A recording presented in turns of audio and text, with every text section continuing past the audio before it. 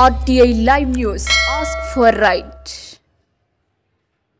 సూర్యాపేట జిల్లా కోదాడ పట్టణంలోని RSP function హాల్లో నియోజకవర్గ సన్నాహక సదస్సులో పాల్గొన్న మందకృష్ణ మాదిగ కామెంట్స్. గత ఎన్నికల సమయంలో కాంగ్రెస్ ప్రభుత్వం వితంతువులకు, వృద్ధులకు 4,000, దివ్యాంగులకు 6,000 రూపాయలు పెంచుతామని హామీ ఇచ్చింది.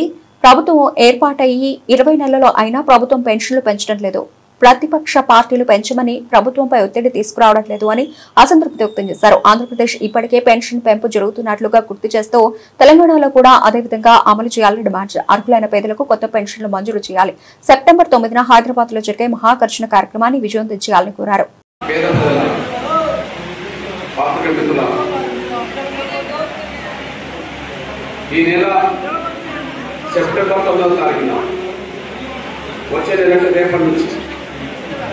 సెప్టెంబర్ 9వ తారీఖు నాడు హైదరాబాద్లో మనది పెద్ద మహాసభ జరగబోతుంది.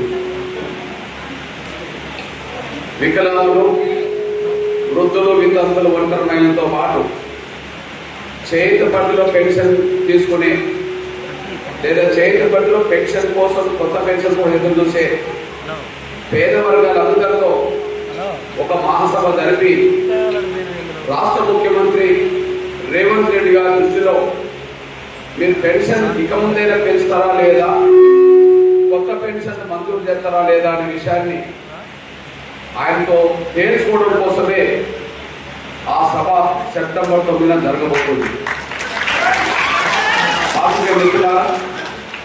సెప్టెంబర్ 9న జరగబోయే ఆ సభ ఇద్దరు పనిచేశారు.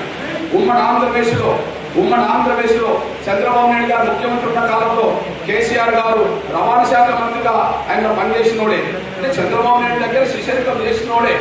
ఆయన నుంచి ఈయన నేర్చుకోవట్లేదు. అట్లనే రేవంత్ రెడ్డి గారు కాంగ్రెస్ లో చేరి మొన్న ముఖ్యమంత్రి కాకముందు ఈయన కూడా టీడీపీలో పనిచేసినోడే, చంద్రబాబు దగ్గర శిష్యరికం చేసినోడే. టీడీపీ నుంచి బయటకు వచ్చి టీఆర్ఎస్ పెట్టి ఈయన ముఖ్యమంత్రి కాగలిగిండు. టీడీపీ నుంచి బయటకు వచ్చి ఈయన కాంగ్రెస్ చేరిండు, ఈయన ముఖ్యమంత్రి అయ్యిండు. కానీ వీళ్ళిద్దరు ముఖ్యమంత్రి కాకముందు ఆయన దగ్గర పనిచేసినోండి. కనీసం ఆయన చూసి నేర్చుకోవాలి. అది కూడా నేర్చుకోవట్లేదు. ఏం నేర్చుకోవాలా? పక్క రాష్ట్రం, మన పక్క జిల్లా, మన పక్క మండలం, మన పక్క జిల్లా, మన పక్క మండలానికి వెళ్తే అక్కడ ఒక్కొక్కరు కనిపిస్తున్నాడు. వికలాంగులకు 6,000 ఇస్తున్నాడు, వృద్ధులు, వితంతులు, ఒంటరి మహిళలకు 4,000 ఇస్తున్నాడు. 100% వైకల్యం ఉన్న వాళ్ళకు నెలకు 15,000 రూపాయల పెన్షన్ మన పక్క జిల్లాలు ఇస్తున్నాడు. నెలకు 15,000 రూపాయల పెన్షన్ పక్క జిల్లాలు ఇస్తున్నాడు. ఎలా ఇస్తున్నాడు? నేను అక్కడ కూడా చంద్రబాబు గారితో మాట్లాడిన. ఇక్కడ 2023 ఎన్నికలు జరిగినాయి, ఆడ 2024 ఎన్నికలు జరిగినాయి.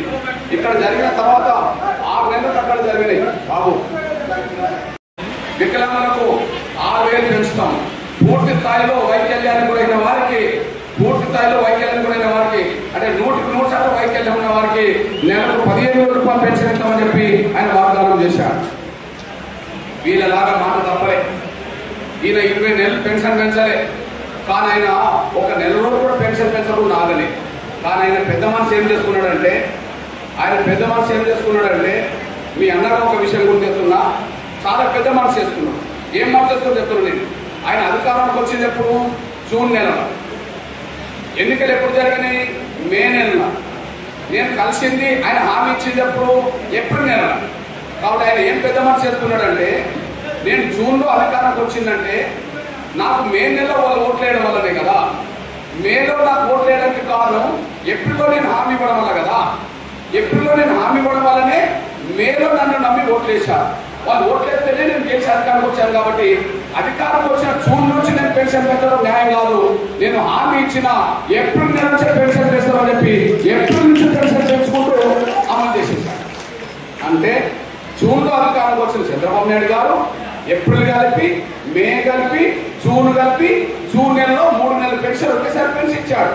ఉదాహరణకు 6,000 ఏప్రిల్ 6,000, మే 6,000, జూన్ 6,000, 18,000 వికలాంగులకు జూన్లో ఇచ్చేశాడు. ఇప్పటికీ ఇస్తూనే ఉన్నాడు. అట్లనే వృద్ధులు, వితంతులు, ఒంటరి మహిళలకు అందరికీ కలిపి 4,000 ఏప్రిల్, 4,000 మేలి, 4,000 జూన్, 12,000 వాళ్ళకి ఇచ్చుకుంటూ వచ్చేశాడు.